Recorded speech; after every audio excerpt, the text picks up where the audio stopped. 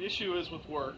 One of my peers, my coworkers, is looked at very highly from management, but when we look at the actual production of what's done throughout the day, they're taking a lot of breaks and coming in late, leaving early. But I don't want to be a rat, but I want to figure out what I can do or what I need to do to make sure it's addressed. So there's some inconsistencies between how this person is viewed at your work, and you feel responsible to bring about the honest truth about this person. Yeah. Okay. So what types of things have you thought about doing? Well, I thought about just going straight to my boss, but with him and I working in such close context, it'd be obvious that I was the one that went to him. So I pretty much drifted that to the side. I thought about confronting him directly, which I've done once before, and he got very defensive, and obviously there was no change in his actions. Mm-hmm. So you don't want to seem like you threw him under the bus. Yeah. So do you know how other people might feel about this situation? Are other people aware of it? Not really. We work in such small groups. I think it can definitely go unnoticed, which is why it has for this long time. Mm-hmm. So tell me more about you and how this affects your life at work. It's definitely a stress that puts more on me because no matter how something gets done, the expectation is the same. So it puts more stress on me to get whatever project we have for the day accomplished. It puts more stress on me to get that hammered out.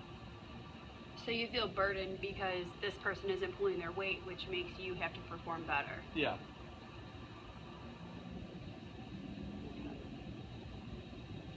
And your boss just doesn't see what you're seeing.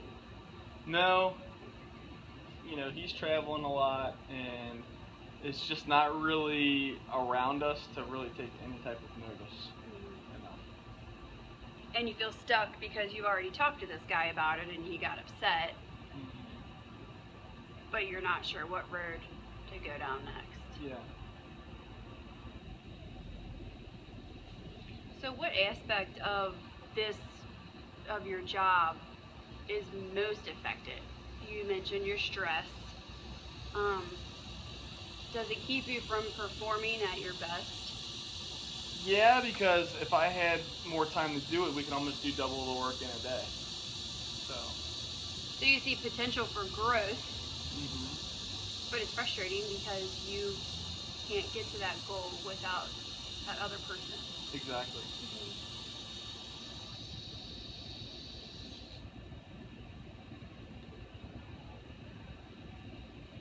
So do you feel that there's anything else that you could do?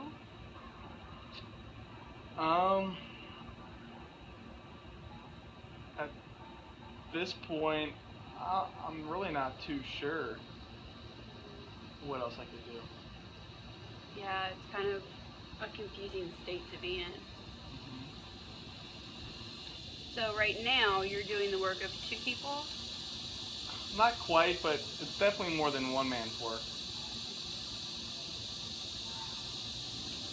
What type of a relationship do you have with your boss?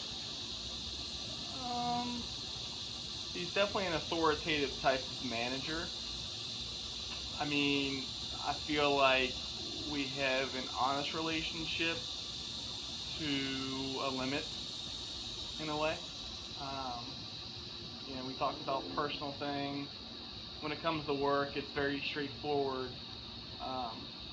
So, it's kind of a different take on what we're talking about. So it's more of a personal relationship from what it sounds like, and when it comes to work, it becomes a little bit more murky.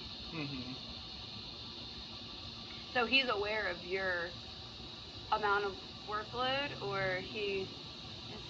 He definitely knows that I'm putting in the time. He sees, how much time I'm putting in every day. So, yeah. Have you ever fell behind because this other person's burden is kind of weighing you down? Yeah. And what kind of a response have you gotten from your boss? He's definitely, like I said, authoritative. So it's a numbers game.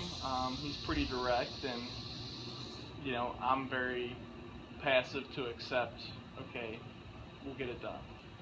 I don't really go on tangents of why, because everybody has an excuse. So you think that by bringing this up too much with this person that's not pulling their weight, it would look like you have an excuse for your job of what you're doing? Yeah. Okay. So, have you? It sounds like you're timid to really bring this up again because you want it to seem that you're doing all that you can, which you are, and you don't want it to look like you're just complaining. Right.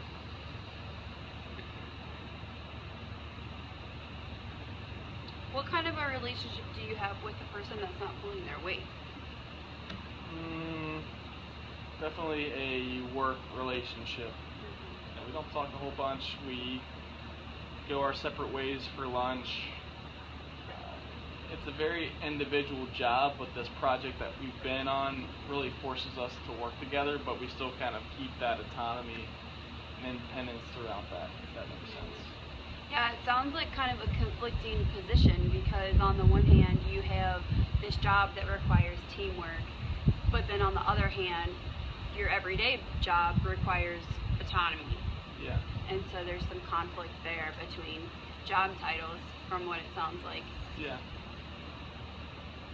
And you guys don't really hang out much. No. Your personalities don't match. No, not really. Different interests. Yeah. That makes it tough when you're trying to work with somebody that's totally different than you. Yeah. Especially when you have to meet a common goal. Yeah. So tell me more about this specific job that both of you are having to work on together. So what we pretty much do is some small welding framework, and pretty much what we shoot for is about 60 of these frames done a day. It's the frame of a car. It's very custom, and it takes a lot of time to get one done. Like I said, 60 a day. We're looking at potentially 25 minutes per frame. So it's long days. It's definitely more than 8 hours. Mm-hmm. That's a long time, and that's a lot of work to get done. Yeah. Now, if we both combine on doing those together and he's there the whole time, locked and loaded, it's going to take us less than 10 minutes. Mm-hmm. But it's just, it just takes that much longer for one person to do. Mm-hmm. What do you think would happen if you weren't there? Like if you were sick one day? I definitely think that there'd be a difference if things, stayed the status quo. There'd be an obvious, difference in the production. Mm-hmm. So if this guy was just working on his own, there might be less than half of the job done. For sure. So you probably do 3/4 of the whole job when Mm-hmm. you're expected to do 50%. Yeah. Mm-hmm.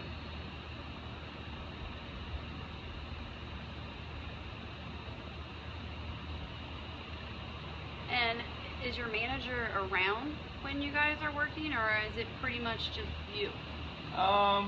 He's traveling a lot. He might be in the office for 4 hours a week, but he works with our clients and travels and basically is making sure that they're all happy. Mm-hmm. So there's not a boss on the premises when you're there. Mm-hmm. That's hard. Yeah.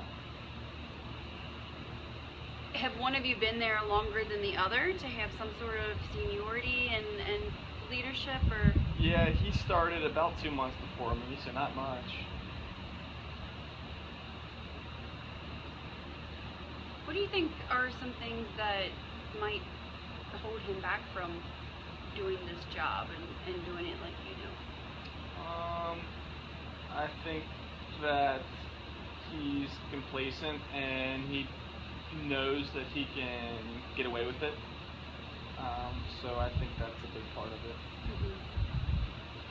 So he's almost okay with just doing the bare minimum and letting Yeah. you do.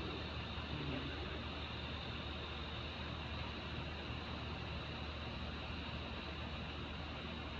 Okay, well, I think that we'll go ahead and wind down today. Okay. Um, and I look forward to meeting with you here in about a week or